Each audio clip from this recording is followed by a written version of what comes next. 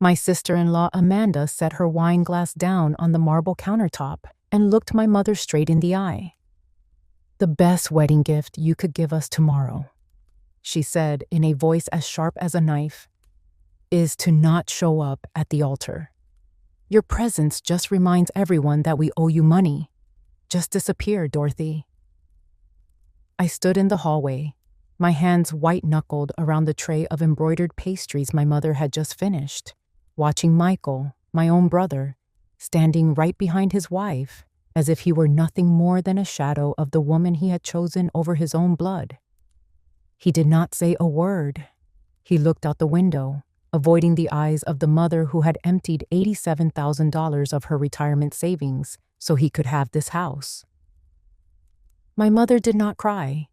She just bowed her head, her trembling fingers tracing the hem of her old cardigan, suddenly becoming invisible in the very room she had paid for. They did not just want her quiet.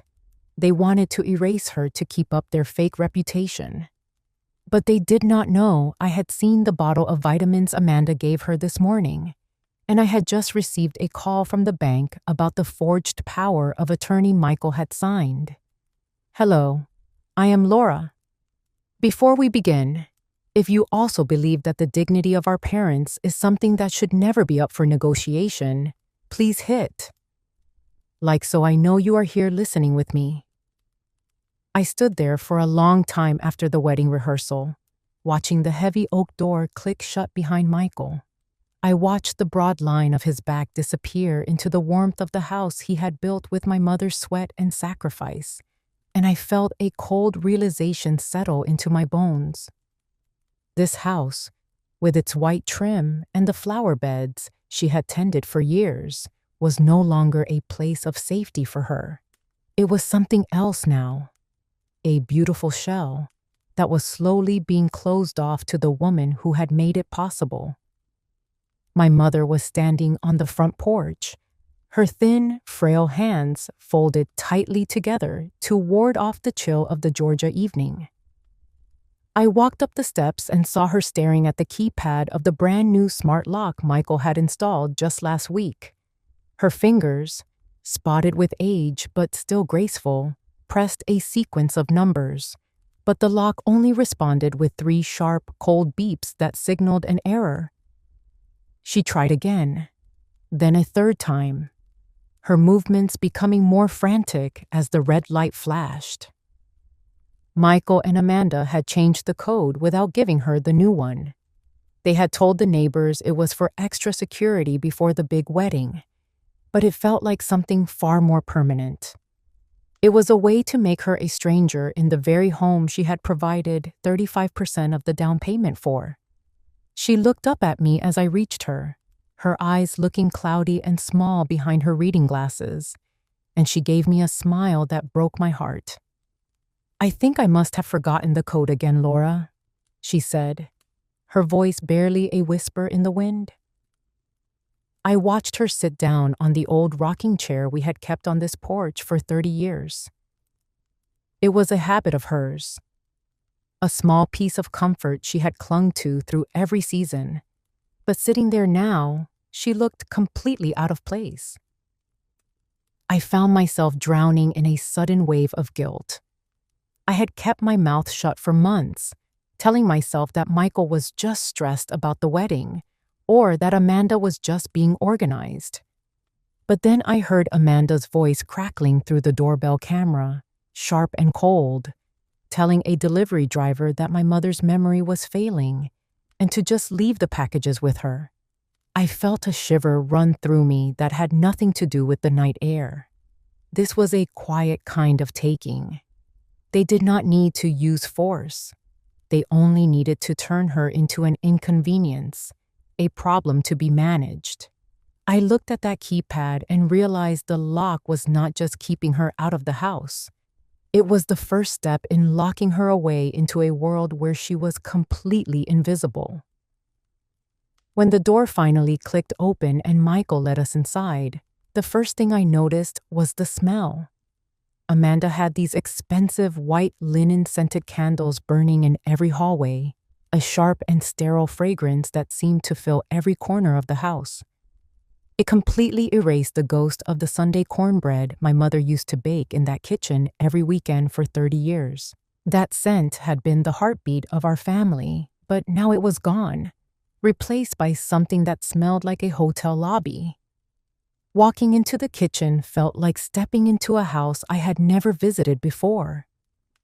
I looked at the long mahogany table where we had shared every Thanksgiving and every birthday since I was a little girl. For 3 decades, my mother had sat at the head of that table, the undisputed center of our world. But now, her heavy wooden chair had been pushed into a shadowed corner near the sink, relegated to a place where people usually just drop their groceries or a stack of junk mail. In her rightful spot sat a sleek, modern chair reserved for Amanda's mother, who was visiting for the wedding festivities.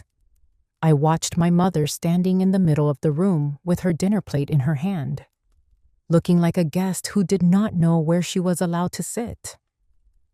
Michael just kept his head down, his thumbs moving across his phone screen as if he did not see her standing there. My mother gave a small, shaky laugh and said she actually preferred sitting in the corner because it was easier for her to get a glass of water without bothering anyone. But I saw the way her eyes lingered on the spot that used to be hers, and I saw the way she carefully avoided looking at me. After dinner, I went down to the storage room to find the old hand-embroidered blanket my mother had spent 3 winters stitching for Michael's future children. What I found in that cold, unfinished basement made my stomach turn. Amanda had packed away all of my parents' wedding albums and those wooden boxes of handwritten recipes that were older than Michael and me. They were sitting in damp cardboard boxes on the concrete floor near the water heater. Amanda had told Michael the house needed a minimalist look for the wedding videographers who were coming the next day, and that the old things were just clutter that ruined the aesthetic. When my mother followed me down and reached out to touch the edge of the blanket she had worked on through so many late nights, Amanda appeared in the doorway and pulled it away from her. She said it was full of dust and would ruin the look of the living room furniture. It was like seeing her entire life, every memory she had carefully preserved, treated like trash meant for the curb. I watched my mother quietly retreat to the tiny guest room at the end of the hall, her shoulders hunched as she disappeared into the dark. I stood there in the silence of that expensive house and remembered when Michael was 10 and how my mother had worked double shifts at the hospital for months just so he could have the best soccer cleats and the chance to go to every summer camp. I thought about the $87,000 she had handed over from her retirement savings, her only security for her old age, just so he could have the deed to this house. Now, every trace of her existence was being scrubbed away, as if she had never been there at all. I felt a knot in my throat, because I realized that my own silence, my own desperate need to keep the peace, had helped build this monument to his ingratitude. I could not sleep at all that night. The silence of the house felt heavy and wrong, like a secret that was waiting to be told.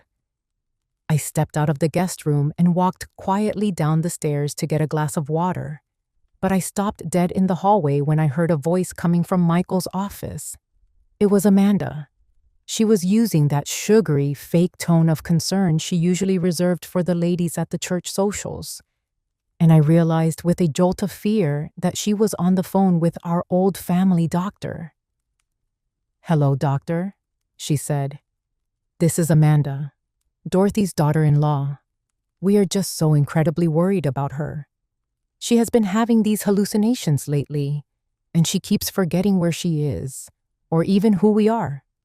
My blood turned to ice as I listened to her build a medical case of lies in the middle of the night. Every word she spoke was like a small, sharp blade cutting away at my mother's reputation and her right to make her own choices. Amanda kept going, her voice dropping to a theatrical whisper, talking about how my mother needed 24/7 supervision and suggesting that she was no longer competent to handle her own affairs. I stood frozen in the hallway, a cold shiver running down my spine as I watched Michael through the crack in the door. He was just standing there, nodding at his wife as if this betrayal was just a necessary chore. They were not just trying to push her out of the house anymore. They were trying to take away the last piece of her dignity by labeling her as someone who had lost her mind. I knew this was the silent fear of my mother's whole generation.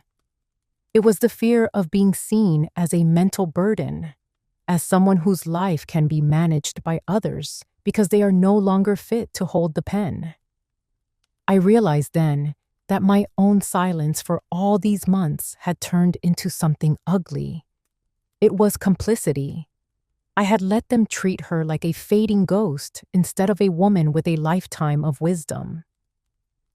I thought about her medicine cabinet and how she trusted her doctor implicitly, and I realized they were using that very trust to bury her alive while she was still breathing. Enough. I could not stand by and watch my mother be erased for one more second. Some of you know exactly what that feels like. That moment your own family starts treating you like you've forgotten how to think for yourself. Like your gray hair somehow erased everything you've earned. If you've ever had your autonomy taken from you inside your own home, tell me about it in the comments. I genuinely want to hear you. And if you're standing with Dorothy tonight, hit like. It means more than you know. The morning came too early, but I was already out on the porch before the coffee had even finished brewing in the kitchen. I wanted to be at that mailbox at the end of the long gravel drive before Michael could get his hands on whatever the postal carrier had left for us. The Georgia humidity was already starting to cling to the air, and the dew was heavy on the grass, soaking through my sneakers as I walked down the slope of the yard. I opened the metal lid and pulled out a thick stack of mail, most of it the kind of gloss and fluff that fills up an ordinary life. I sifted through the envelopes as I walked back toward the house, my thumb brushing against a glossy copy of the AARP magazine with its bright cover and a stack of colorful Kohl's coupons that my mother usually spent hours sorting through on Tuesday mornings. She loved those coupons, not because she needed to save the $5, but because being a smart shopper was a badge of honor she had carried since she was a young bride. But tucked right in the middle of the junk mail were 3 white envelopes with bold red borders that made my heart hammer against my ribs like a trapped bird. These were not advertisements. These were final notices. I stepped into the shade of the old dogwood tree at the edge of the porch and tore the first one open with shaking fingers. It was an urgent notification for her Medicare supplemental insurance, stating that the premium had not been paid in over 3 months. The second letter was a statement for her private pension account, detailing a series of late fees and a warning that her coverage was at risk of being suspended. I felt a wave of nausea hit me that had nothing to do with the morning heat. Every single month, I had watched my mother sit at that kitchen table and count out a stack of crisp bills from her Social Security check, handing them directly to Michael. She did not trust online banking or the digital passwords that seemed to change every time she turned around. She trusted her son. She thought that by giving him the cash to pay her bills online, she was making things easier for everyone, never dreaming that her trust was being used to build a wall of secrets between her and her own survival. I looked at the dates on those notices and realized exactly how Michael had managed this. He had quietly set up a paperless billing system for every account that mattered, diverting her entire financial life into a private email address where she would never see the warnings or the mounting debt. These paper notices only existed because the accounts were so far in the red that the companies had resorted to traditional mail to find the woman whose name was still on the deed. My mother had no idea that she was standing on the edge of a cliff. about to lose the very medical coverage she relied on for her blood pressure medication and the quarterly checkups that kept her heart beating. I leaned my head against the rough bark of the tree and tried to find my breath. I kept thinking about that silver Buick she had driven for 12 long years, a car that rattled every time it went over 40 miles per hour, but that she refused to replace. She told me she wanted to save every penny so Michael could have a bigger down payment for this beautiful house. She had lived on store-brand coffee and canned soup, clipping every coupon and mending her own coats, just so her son could live a life of luxury. And while she was worrying about whether she could afford a new pair of walking shoes for her morning strolls, Michael was using her medical funds to pay for Amanda's weekend retreats and the mounting interest on a lifestyle they could not afford. He did not see her as a mother anymore. He did not see the woman who had worked double shifts as a nurse for 11 years just to make sure he never had to take out a student loan. To Michael, she had become nothing more than a convenient, silent account he could drain until there was nothing left but a hollow shell of the woman she used to be. I felt a bitterness in my mouth that no amount of coffee could ever wash away. I looked back at the house, at the perfect white siding and the expensive flower pots on the stairs, and for the first time, I saw it for what it truly was. It was a monument to his greed, built with the stolen peace and the disappearing dignity of the woman who had given him everything. Later that afternoon, the house was transformed into a showcase of Amanda's social ambitions. She was hosting a tea party for the women's committee at the church, a gathering meant to cement her status as the perfect hostess before the big wedding day. Even from the hallway, I could smell the sweet, buttery aroma of the shortbread cookies that had been baking for hours. My mother had spent the entire morning in the kitchen, her flour-dusted hands moving with a practiced grace she had perfected over 40 years of feeding our family. But as the guests began to arrive in their floral dresses and wide-brimmed hats, I realized that my mother was not meant to be part of the picture. Despite being the one who had actually made the food everyone was about to praise, she was not invited to sit at the table. Amanda approached her with a tight, practiced smile and suggested that perhaps it would be a lovely afternoon for my mother to take a long walk in the park. She said it was because the conversation would be mostly about the younger generation's trends, and that my mother might find it exhausting or difficult to keep up with the pace of the room. I watched from the stairs as my mother quietly began to pack a small brown paper bag with a simple ham sandwich. She reached for her canvas tote, the one where she kept her embroidery hoops and her collection of colorful silk threads, and she did not say a single word of protest. She just put on her sun hat and walked out the back door, leaving her own kitchen to be occupied by strangers who would never know her name. I followed her at a distance, my heart heavy with the weight of those red-bordered letters still burning in my pocket.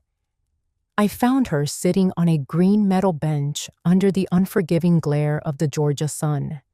The park was quiet, save for the distant hum of a lawnmower and the occasional chirp of a blue jay, a stark contrast to the bright laughter and clinking china echoing through the house we had just left.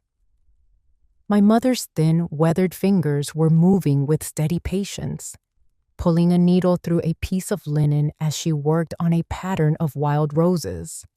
She looked so small against the vastness of the park, a woman who had once managed an entire household and a nursing career, now reduced to a visitor in a public space because she was deemed an inconvenience in her own home. I sat down beside her, the heat of the bench soaking through my jeans. She looked up and gave me that familiar, tired smile, the one she used to hide the cracks in her spirit. She did not talk about the humiliation or the way she had been pushed out. Instead, she pointed toward a cluster of overgrown bushes and started telling me about the peonies she used to grow in our old backyard before Michael convinced her to sell everything. She talked about the way the heavy pink blooms would bow their heads after a summer rain, and how the ants would crawl over the buds to help them open. Listening to her, I realized with a sudden, sharp clarity that she was actively erasing herself. She was shrinking her own life, her own history, and her own needs just to maintain a fragile peace for people who viewed her as nothing more than a ghost. Dignity is not a gift that can be handed out or taken away by people like Amanda or Michael. It is something that must be reclaimed. I reached out and took my mother's hand, feeling the rough calluses and the strength she did not know she still had. I looked at her, and in my heart, I made a silent promise. This tea party, this afternoon of exile, was going to be the very last time she ever had to run away from her own life. The house was finally quiet that night. The echoes of Amanda's hollow laughter and the clinking of teacups having faded into the humid Georgia dark. I found myself sitting on the edge of the twin bed in my mother's small room, a space that felt increasingly like a cell rather than a sanctuary. The air was thick with the scent of chamomile tea, a familiar and grounding aroma that offered a fragile bridge of peace between us. My mother sat across from me in her old armchair, her hands wrapped around a ceramic mug for warmth, even though the evening was warm. We were surrounded by the shadows of a life being slowly dismantled, but in this small circle of lamplight, it felt like the first time we were both truly awake to the reality pressing in from the outside. The room was filled with the things Michael and Amanda had deemed unnecessary for the rest of the house. Old lace doilies and faded perfume bottles that caught the dim light, reminders of a woman they no longer wanted to see. She was staring at an old, faded photograph tucked into the corner of the mirror on her vanity. It was a picture of my grandmother, a woman who had lived through the Depression and raised 4 children on nothing but grit and prayer. My mother reached out, her fingers tracing the silver frame with a tenderness that made my chest ache. She let out a long, shuddering sigh, the kind that carries the weight of decades. She told me she felt like she was watching a movie she had already seen before, a story she thought she had escaped but had somehow wandered back into. She spoke about how Grandma had spent her final years in a back bedroom of her son's house, quiet and forgotten, waiting for a visit that rarely came until she simply stopped expecting anything at all. It was a cycle of neglect that seemed to be encoded in our family history, a quiet tradition of making the elderly invisible once they had given everything they had to give. I have spent my whole life making sure Michael never had to feel the cold edge of the world, Laura, she whispered, her eyes never leaving that photograph. I worked the double shifts at the hospital when my back was screaming. I took the extra weekend calls so he could have the soccer camps and the new cars, and I skipped the vacations and the new dresses so he could have the best of everything. I gave him the $87,000 for this house because I wanted him to be secure. But now I see that he only looks at me as a line item on a balance sheet. He looks at me like I am a debt he cannot wait to settle. The clarity in her voice was like a physical blow to my stomach.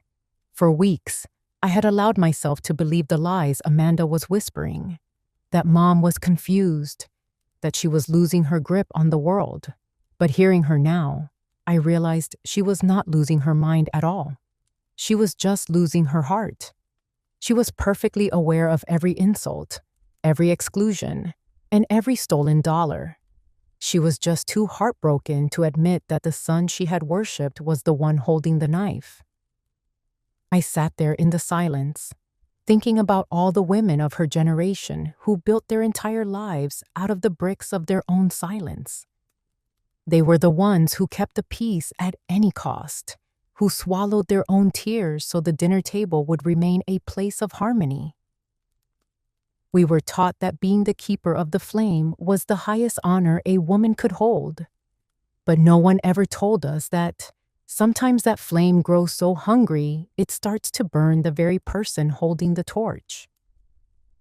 My mother had been a registered nurse for 35 years, a woman who understood the intricacies of the human heart and the complexities of medicine.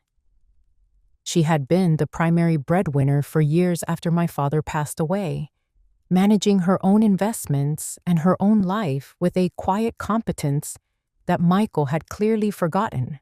He had traded her history for a sense of convenience, choosing to see a frail old woman instead of the professional who had navigated crises long before he was even born. I looked at my mother, and I did not see a victim or an old woman who was confused. I saw a warrior who had been pushed to the very edge of her endurance. I saw a woman who had fought 1,000 challenges in the shadows to protect her children, and who was now standing in a situation she never expected to find, one where her own blood was the enemy.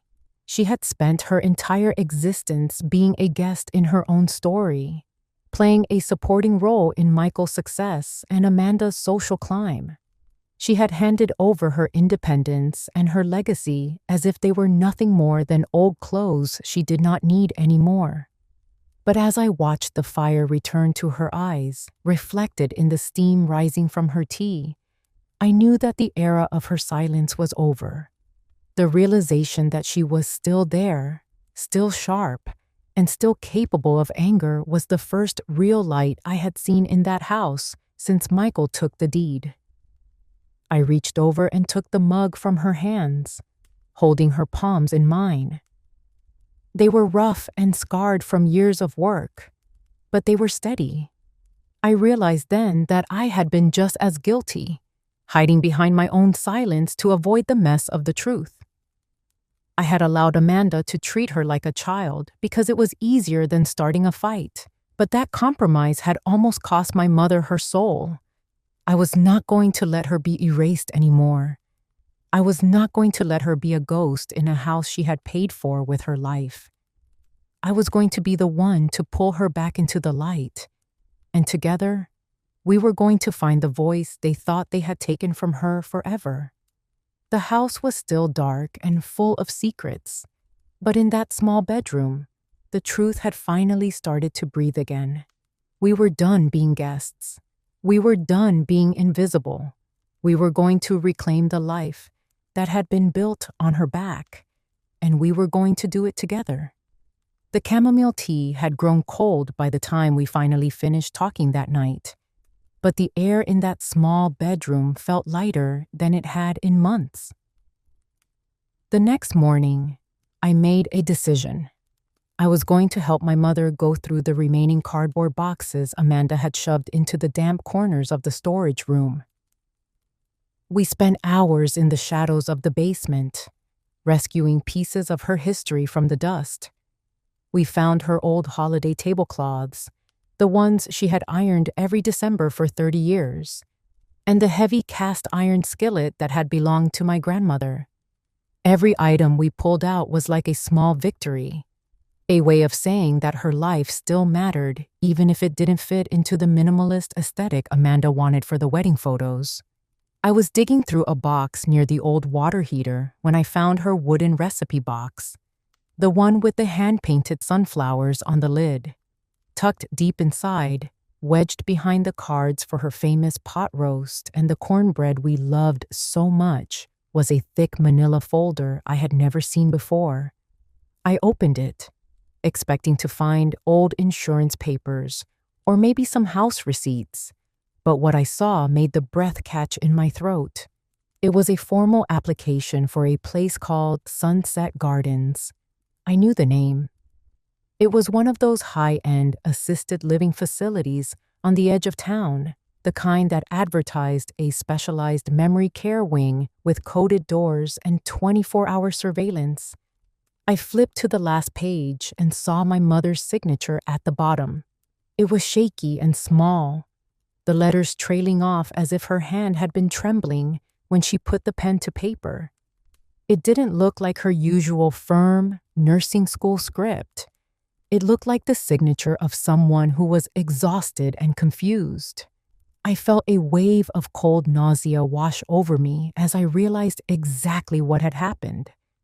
I remembered Michael coming over a few weeks ago with a stack of documents, telling her they were just updates for the property tax reduction program that Georgia offered for seniors. He had been so attentive that day, bringing her a fancy latte from the coffee shop she liked and patting her hand while she sat at the kitchen counter. He told her she didn't need to worry about the fine print, that he had already handled the boring logistics and just needed her to sign so she could save a few $100s on her taxes. My mother had looked at him with such pure, uncomplicated pride in her eyes and signed exactly where he pointed.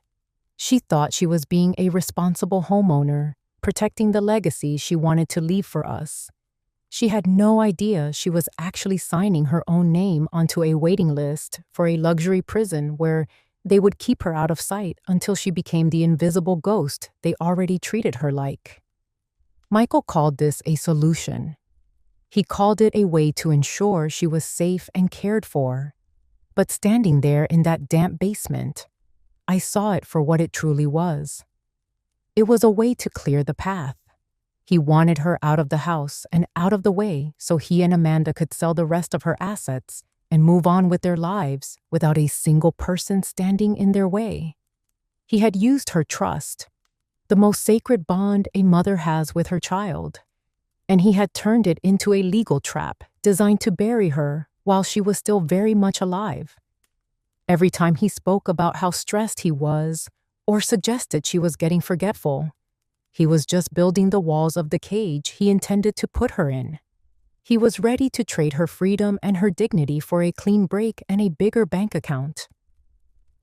I gripped the edges of that folder until the paper crinkled under my fingers, feeling a heat rising in my chest that had nothing to do with the humidity. Have you ever realized the people who hurt you the most are the ones who do it with a smile, telling you it's for your own good? That kind of betrayal doesn't just sting. It lingers. If you've ever watched someone in your family use your trust against you, share your story in the comments. You're not alone in that. And if you're walking this road with Dorothy, hit subscribe. Let's face what comes next together. I looked over at my mother, who was currently occupied with carefully folding an old linen napkin she had rescued from the box. She looked so small and so fragile, completely unaware of the bomb I was holding in my hands. The time for being the quiet daughter, the one who didn't want to cause a scene or ruin the wedding weekend, was officially over. Michael thought he was being clever, that he could hide his tracks in a box of old recipes, but he underestimated the weight of the truth. He thought he could just erase her, but he forgot that I was still here, and I was finally ready to speak. I tucked the folder into my bag and looked at the perfect white house above us. It wasn't a home anymore. It was a crime scene of the heart, and I was done being a silent witness to her disappearance. I walked into the kitchen with the manila folder held so tightly in my hand that my knuckles were white. The morning was bright, and the Georgia sun was streaming through the windows, hitting the white cabinets and the expensive marble island Michael had been so proud of. The smell of freshly brewed Maxwell House coffee filled the air, a scent that had always meant safety in our house when we were growing up. It was the smell of Saturday mornings and quiet conversations, but today it just felt like a cruel mask for the betrayal sitting inside that paper. Michael and Amanda were sitting at the counter, their heads bent together over a laptop, deep in a discussion about the wedding processional. I could hear them debating whether a certain song was too traditional, or if they should go with something more modern that would look better on the video.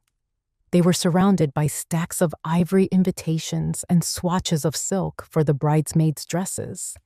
A world of beautiful things built on a foundation of lies.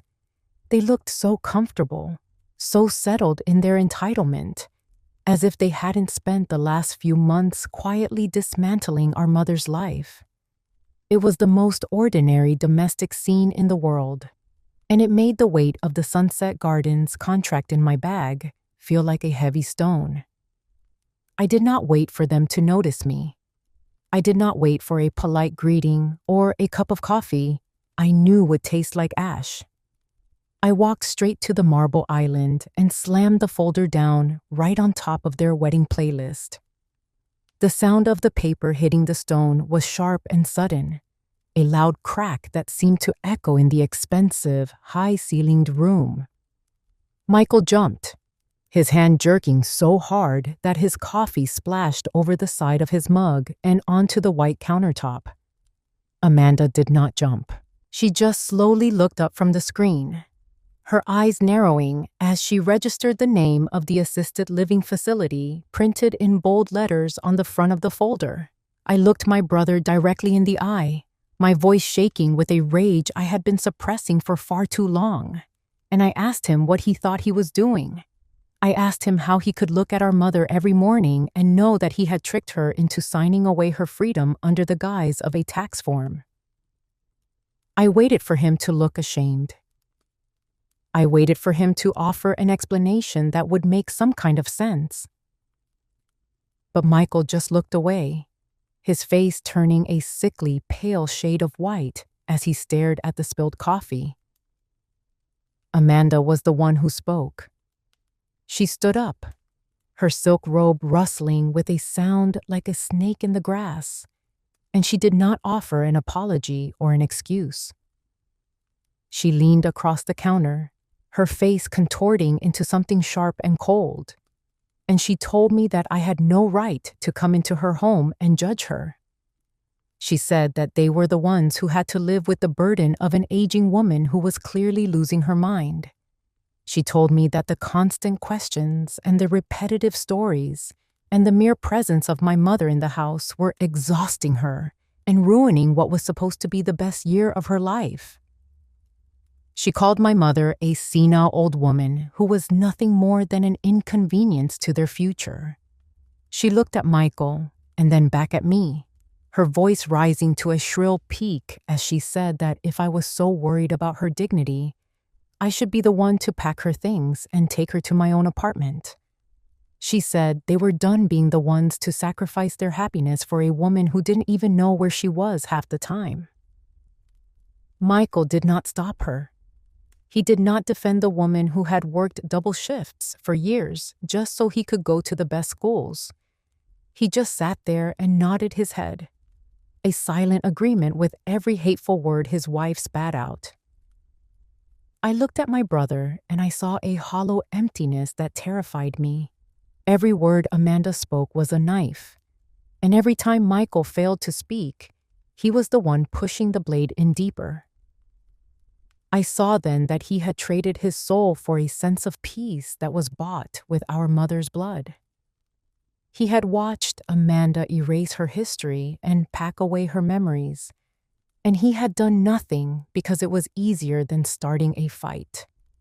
He had allowed his wife to turn his own mother into a stranger in her own home, and he was now ready to lock her away in a facility just so he wouldn't have to deal with the guilt of looking at her.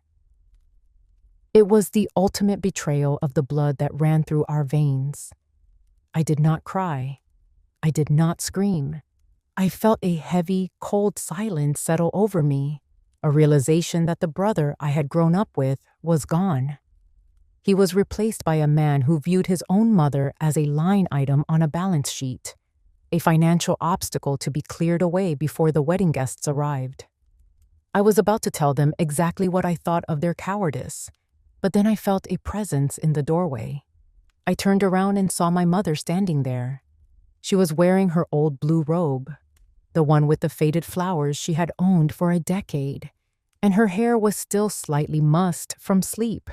She looked so small against the vastness of the hallway. She did not say a word. She did not cry. She just stood there with a terrifying kind of dignity, her back straight and her chin lifted. She had heard every single thing. She heard her daughter-in-law call her a burden, and she heard her only son agree that she was senile. I waited for her to collapse or to beg Michael to remember who she was. But she did not. She just looked at her son with a profound, quiet sadness that was harder to watch than any scream would have been. She stood there as the woman who had given everything, only to find that her sacrifice had been weaponized to destroy her. This was the peak of their power over her, and she was meeting it with the silent grace of a woman who was finally seeing the truth for exactly what it was. The house was still vibrating with the echoes of the confrontation, but the moment I closed the bedroom door behind my mother, everything went perfectly still. The silence in that small space was so heavy, it felt like it had its own physical weight, pressing against the old floral wallpaper. I helped her sit down on the edge of the twin bed, the same mattress where she had folded 1,000 loads of laundry and whispered prayers for us when we were children. The only sound in the room was the steady, rhythmic ticking of the old mahogany clock on the nightstand. My father had bought it for her back in the mid-'80s, a solid, reliable piece of craftsmanship that had survived every move and every family storm. That ticking felt like a heartbeat, a reminder that time was still moving forward even when our world felt like it had shattered into a million pieces on that marble countertop downstairs. My mother sat there for a long time, just looking at her hands. They were trembling slightly, the thin skin like parchment over her knuckles, but she did not look defeated.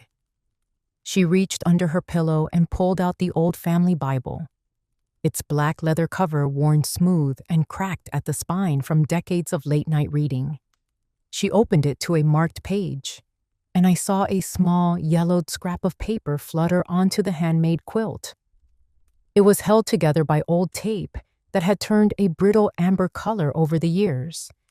I recognized the handwriting immediately. It was my mother's script, but the words were a promise she had made to herself in the dark days right after my father passed away. "The truth will set us free." She touched the ink as if she could still feel the strength of the woman who had written it. I watched her face change as she stared at those 5 simple words. The exhaustion that had been weighing down her shoulders seemed to shift, replaced by a quiet, ironclad resolve that I had not seen in years. She looked at me, and her eyes were no longer cloudy with the confusion or the fear Amanda had been trying to cultivate.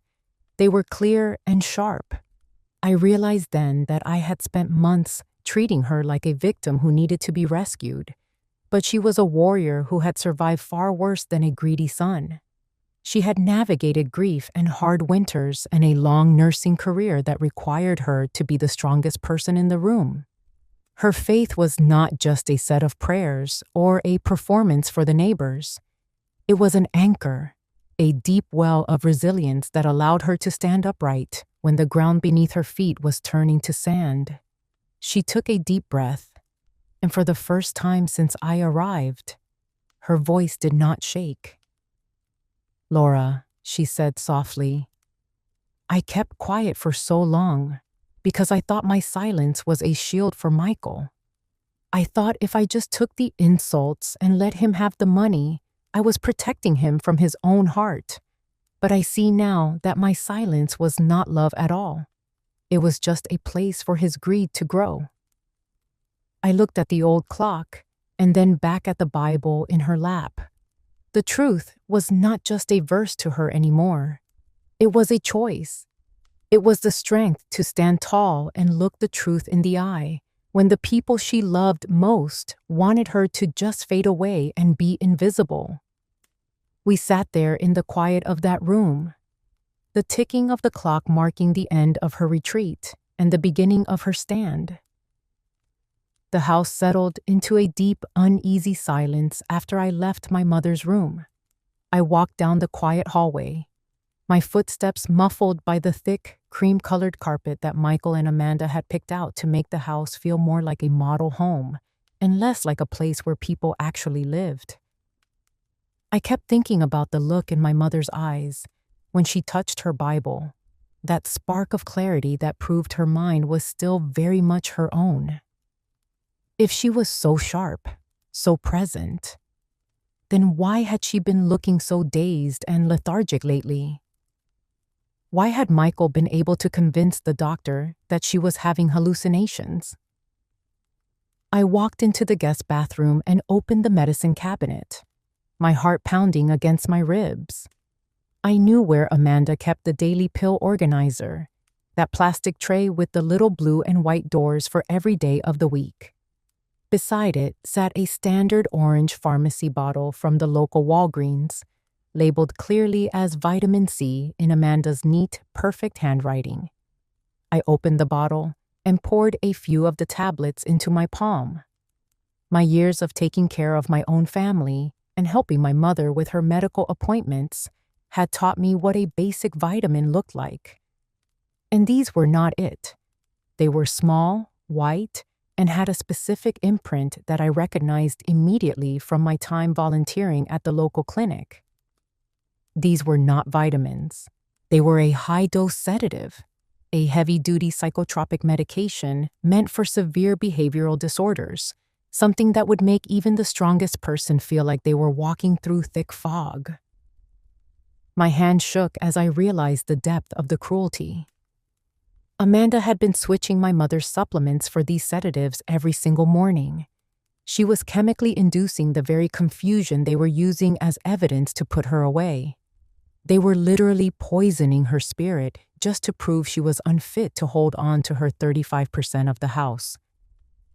I stood there in the dim light of the bathroom, clutching that orange bottle, feeling a cold, sharp anger that made my vision blur. They weren't just waiting for her to fade away. They were forcing it to happen. I leaned against the cold marble sink and closed my eyes, and suddenly, I was back in the kitchen the night before the wedding. I remembered coming around the corner and seeing Amanda standing in the doorway of my mother's bedroom while Michael stood a few feet behind her, a silent shadow of his wife's malice. Amanda's voice had been low and perfectly calm, the kind of voice people use when they think they are being reasonable. She told my mother that the wedding was going to be a high-profile event, full of Michael's business associates and her own social circle from the club. She looked my mother in the eye and said that the best wedding gift she could possibly give them was to stay in her room.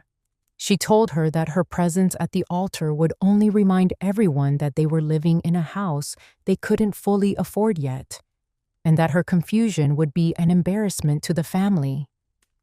"Just disappear for the day, Dorothy," she had said, as if she were asking her to pass the salt. Michael just stood there, his eyes fixed on the floor, failing to say a single word in defense of the woman who had given him everything. They wanted her to be invisible, not just for the wedding, but for the rest of her life. Every time I look at my mother now, I think about what it must feel like, realizing the child you gave everything to now sees you as something to be tucked away. Not a person, a problem. If you've ever watched someone you love be treated like a burden instead of a human being, I want to hear from you in the comments.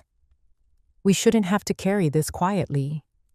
And if you believe Dorothy deserves to be heard, please hit like. It keeps us going when the truth feels too heavy. I put the orange bottle back in the cabinet exactly where I found it. I wasn't going to let them know I knew, not yet. I walked back to my room, the weight of the sedatives and the memory of Amanda's cold words sitting heavy in my chest. They thought they had succeeded in making her disappear. They thought they had successfully erased the woman who had built the very walls they were standing in. But they didn't realize that I had spent the last 48 hours gathering the pieces they tried to throw away.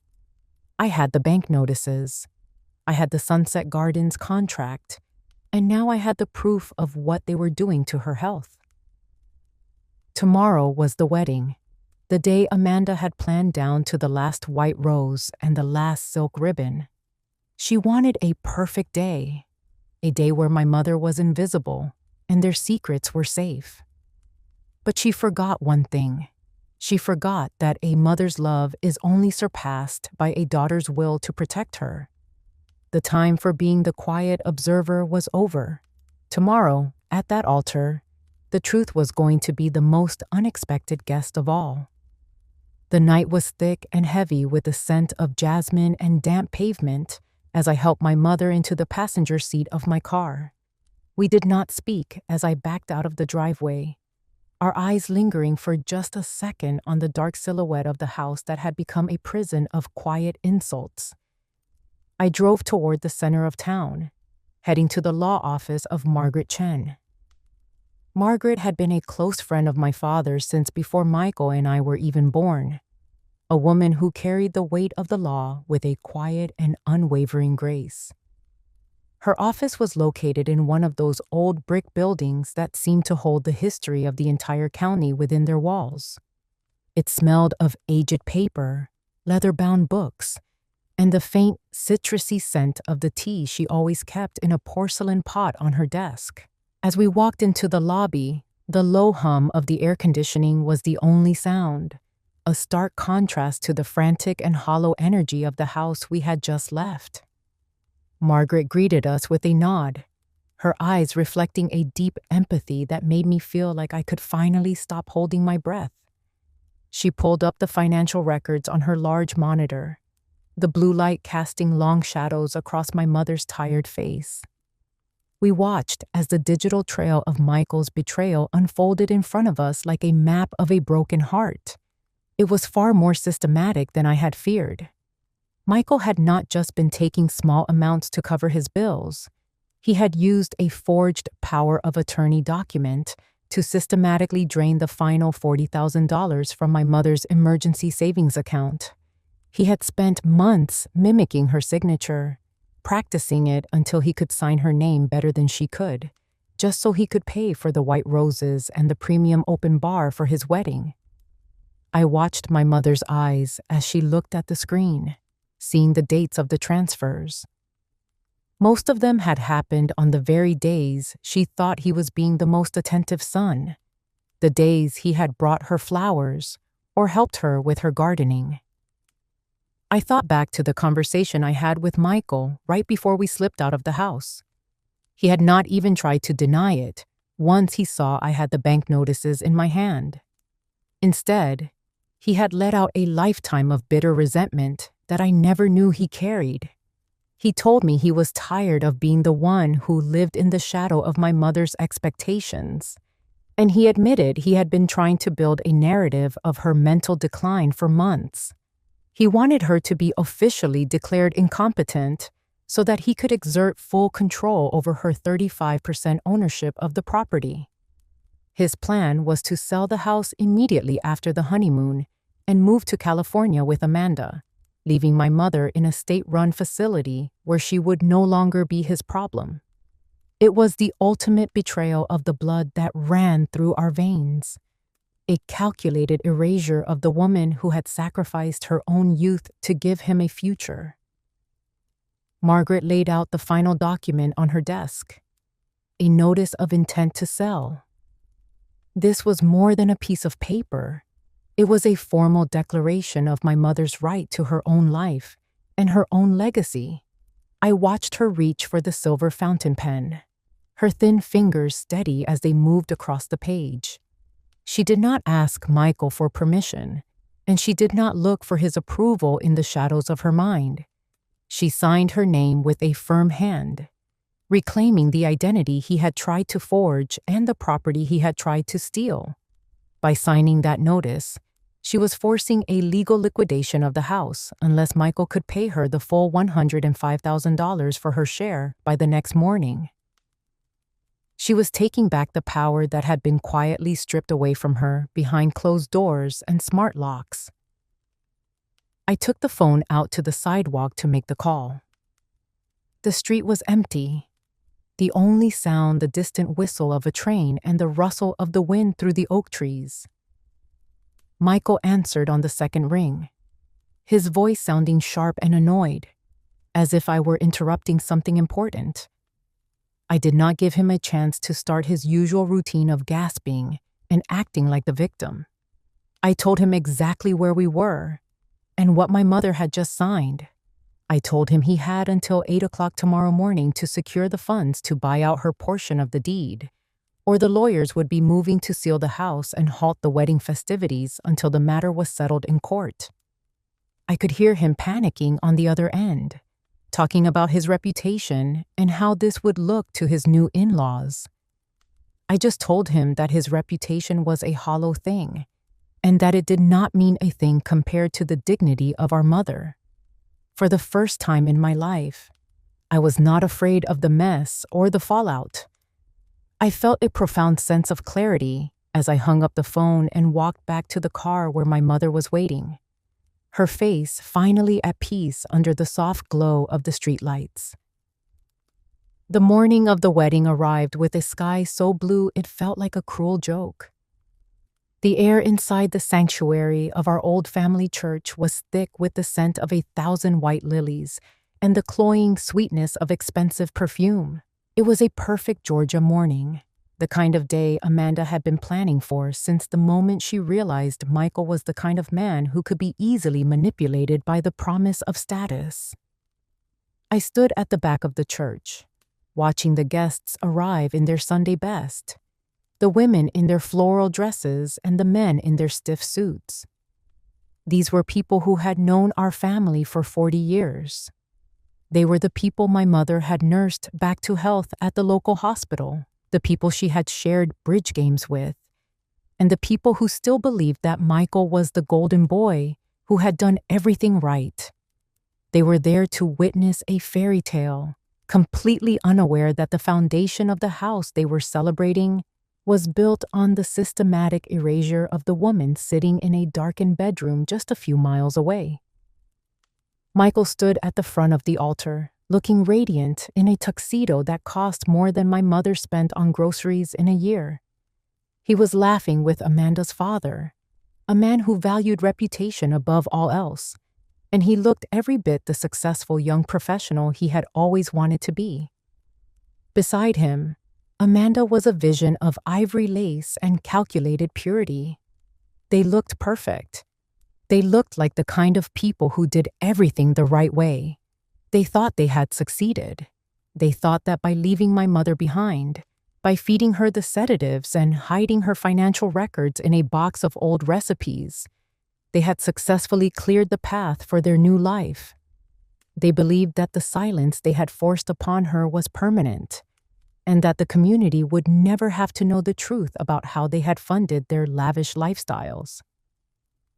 I felt my mother's hand on my arm. She wasn't wearing the old floral robe or the faded cardigan today.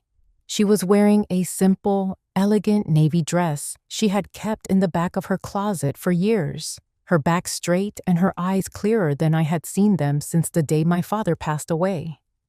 We didn't wait for an usher to seat us. We didn't wait for our turn in the processional. We walked down that center aisle right as the organist began the first few bars of the wedding march. Two figures of truth cutting through a crowd of carefully curated lies. The gasps started at the back of the room and rippled forward like a wave hitting a shore. I saw the women from my mother's nursing circle lean in, their faces shifting from confusion to shock as they realized who was walking toward the altar. This wasn't the entrance of a woman losing her mind or a guest who had forgotten her place. This was the entrance of the woman who had paid for every single lily in that room with her own blood and sweat. I didn't let Michael speak. I didn't give him the chance to rush over and whisper another lie about her confusion or try to usher us into a side room before anyone noticed. I walked right up to the front, right between him and the woman who had tried to erase my mother from her own life. The sanctuary went so quiet that I could hear the flickering of the altar candles and the heavy, panicked breathing of my brother. I pulled out my phone and held it toward the microphone on the pulpit. I didn't need to say a word. I just pressed play. Amanda's voice filled the high, vaulted ceilings of the church, cold and sharp, stripped of the sugary sweetness she used for the church socials. The best wedding gift you can give is to not show up. Just disappear, Dorothy. The recording echoed against the stained glass and the wooden pews, stripping away the mask of the perfect daughter-in-law in front of her parents, her friends, and every person whose respect she had spent years trying to buy. I didn't stop there. I reached into my bag and pulled out the manila folder, laying the forged power of attorney documents and the bank statements right on the altar rail for everyone to see. I laid out the truth of the $40,000 drained from a widow's retirement account to pay for the premium open bar and the designer veil. I held up the orange pharmacy bottle with the switched labels, explaining the sedatives that had been fed to my mother under the guise of vitamins just to prove she was unfit to hold on to her 35% share of the house. I watched as Michael's reputation, the one thing he valued more than his mother's soul, began to dissolve into ash right before his eyes. The standing he had worked so hard to build in this community was crumbling, not with a scream, but with the cold, hard weight of evidence. I looked at my mother then. She stood there with a dignity that didn't need an expensive tuxedo or a lace veil to be recognized. She looked at Michael. And for the first time in my life, I didn't see a single trace of pain or longing in her eyes. I didn't see the hurt of a mother who was being pushed aside. I saw a final, clear wisdom that had been forged in the darkness of the last few months. She walked up to her only son, the boy she had worked double shifts for and the child she had given her entire future to, and she spoke in a voice that was as steady as the ticking of her mahogany clock. "You do not need me to disappear, Michael," she said, her voice carrying to the very back of the sanctuary. "I can see now that I never truly existed in your heart to begin with." The silence that followed her words was the loudest thing I had ever heard in my life. In that moment, the invisibility they had forced upon her was broken forever. She wasn't the burden anymore. She wasn't the inconvenience or the fading ghost they had tried to turn her into. Michael was the one who had become a stranger.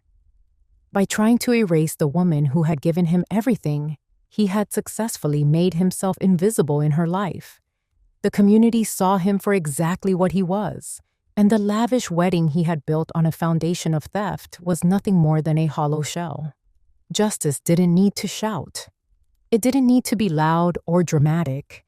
It just needed her to stand there in the light and be seen for the woman she had always been.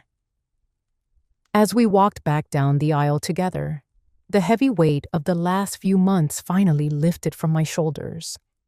We were leaving the lies behind in that sanctuary, and for the first time, we were walking toward a future where her voice was the only thing that mattered. 6 months have passed since that morning at the altar. Today, I am sitting in my mother's new apartment, watching the light dance across the peonies she planted in her garden.